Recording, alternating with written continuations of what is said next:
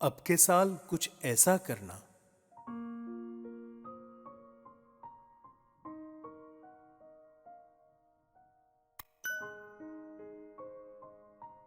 अब के साल कुछ ऐसा करना। अपने पिछले 12 माह के दुख सुख का अंदाजा करना।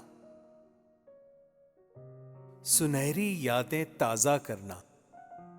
भूले बिसरे पल लिख लेना। फिर इस बीते हुए एक एक पल का, एक एक लम्हे का अहाता करना। सारे दोस्त इकट्ठे करना। सारी मोहब्बतें हाजिर करना। और इलावा इनके देखो, सारे मौसम भी देहान में रखना। फिर मोहतात कयास लगाना। अगर खुशी बढ़ जाती है तो फिर तुमको मेरी तरफ से आने वाला साल मुबारक। और अगर गम बढ़ जाए तो मत बेकार तकलीफ करना।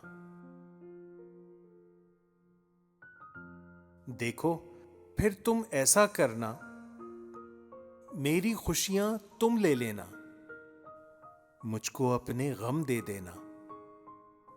अब के साल कुछ ऐसा करना।